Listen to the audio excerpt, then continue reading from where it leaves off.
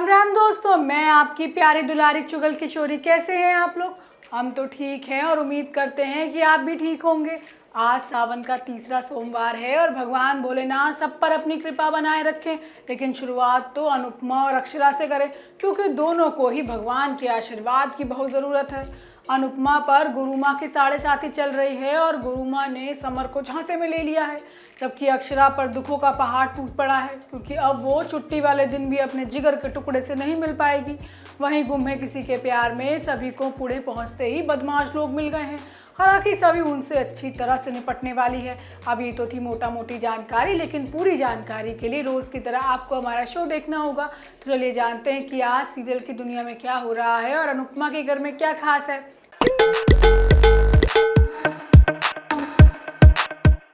अनुपमा पर तो गुरु माँ की 7.5 चल रही है, जो उसके साथ साथ उसके परिवार को भी खत्म कर रही है। वनराज अनुपमा तो पहले से इस बात से डरे हैं कि गुरु माँ अगला वार कौन सा करने वाली है, क्योंकि गुरु माँ की आंखों में जो नफरत है वो अनुपमा को बर्बाद करने वाली है। हालांकि अभी तक अनुपमा बैक फुट पर है, लेकिन जब बात परिवार की आएगी ना तो वो भी चंडी बन जाएगी। और जल्द ही ऐसा होने भी वाला है, क्योंकि समर और डिम्पी ने गुरु माँ की उंगली पकड़ ली है और ये उंगली उन्हें उनके परिवार के खिलाफ खड़ा कर देगी। होता ये है कि वनराज और बा दोनों ही परेशान हैं कि अब मालती देवी क्या नया करने वाली है। बा कहती है कि अभी तो सिर्फ एकेडमी बंद हुई है, अब पैसों का नुकसान तो हम कुछ हद तक झेल लेंगे, लेकिन वो आगे क्या करने वाली है ये किसी को नहीं पता। बा कहती है कि मैंने पहली बार अनुपमा की आंखों में मालती देवी को लेकर डर देखा है। अब वनराज भी बा की बात सुनकर और टेंशन में आ जाता है। दूसरी तरफ बुरा सपना देखने के बाद अनुपमा की आंखों में अब नींद ही नहीं है। उसे महसूस हो रहा है कि जैसे कुछ बुरा होने वाला है। हालांकि अनुज उसे नॉर्मल करने की कोशिश करता है। अब अगली सुबह समर को पता चलेगा कि वो ब्लैकलिस्ट कर दिया गया है, अब उसे कहीं भी नौकरी नहीं मिलेगी। अब समर टूट जाता है और कहता है कि अब मैं कैसे अपने घर का खर्चा चलाऊंगा। लेकिन किंजल और वनराज उसे कहते हैं कि तुम बोझ नहीं हो और हम एक परिवार हैं, सब मिलकर गुजर बसर कर लेंगे। तभी घर में अनुपमा और अनुज की एंट्री हो जाती है। अनुपमा सबसे पहले समर को गले लगाती है, क्योंकि उसे नहीं पता कि समर के साथ आखिर हुआ क्या है। बा अनुपमा से बात करती है और कहती है कि मुझे लग रहा है कि मालती देवी बदला लेने के लिए हमें नुकसान पहुंचा सकती है।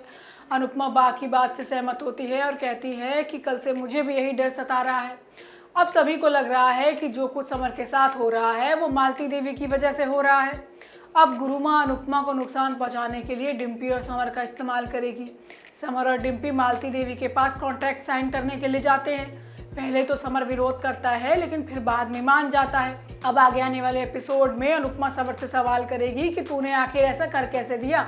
वहीं ये रिश्ता क्या कहलाता है में मंजरी ने वो काम कर दिखाया है जिसकी उसने धमकी दी थी, लेकिन मंजरी को क्या पता कि उसका ये कांड उसी पर भारी पड़ने वाला है।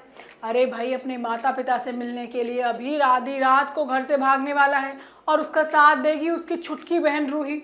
हालांकि अक्षरा अभिनव को इस बारे में कुछ नहीं पता है। अब पुलिस अभीर को ढूंढ पाएगी भी या नहीं ये तो आपको अगले एपिसोड में पता चलेगा। लेकिन आज के एपिसोड में होता ये है कि अक्षरा अभीर से मिलकर बहुत खुश है। वो घर वालों और अभिनव को बताती है कि आज अभीर ने मेरे साथ गाना गाया और मुझे कसकर गले लगाया। मैं मना नहीं कर पाई उसके कहने के बाद। अब वो बहुत टाइम बाद इतना खुश हुआ था, तो मैंने उससे उसकी खुशी नहीं छीनना चाहिए। हालांकि अक्षरा की खुशी ज़्यादा समय तक नहीं टिकने वाली है, क्योंकि मंजरी ने भाई कोर्ट का नोटिस भिजवा दिया है कि अब अक्षरा और अभिनव छुट्टी वाले दिन भी अभीर से नहीं मिल पाएंगे। अब नोटिस पढ़कर पल भर में ही अक्षरा की खुशी मातम में बदल जाती है और वो खुद को संभाल नहीं पाती।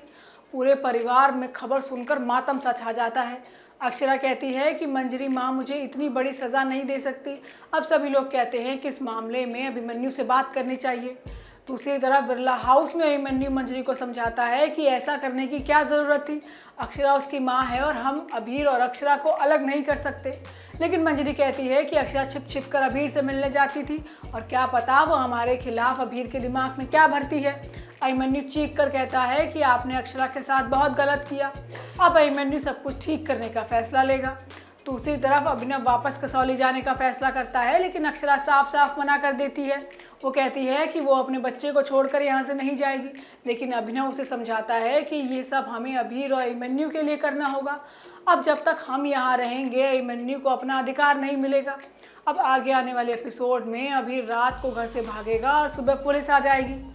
वहीं गुम किसी के प्यार में रीवा को रोकने के लिए ईशान एयरपोर्ट पर जाएगा। वहीं स्वाति और रीवा को किसी तरह से खुश करने की कोशिश करेगी। अब जब ईशान की नज़र रीवा पर पड़ेगी तो उसे मुस्कुराते हुए दिखाई देगी।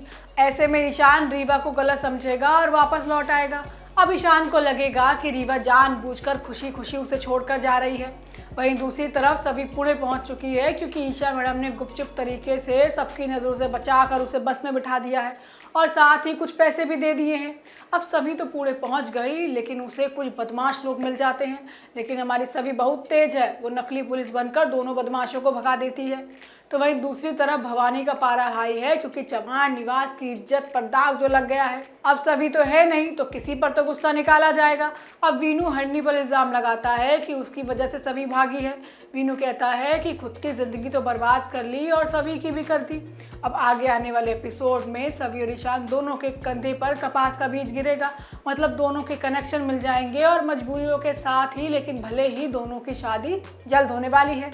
अब दोस्तों, ये तो थी आज के तीनों सीरियल्स की पूरी जानकारी। आपको हमारा शो कैसा लगा हमें लाइक कमेंट करके ज़रूर बताइएगा।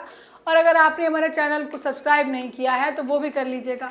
आपसे फिर मुलाकात होगी नई वीडियो के साथ। राम राम।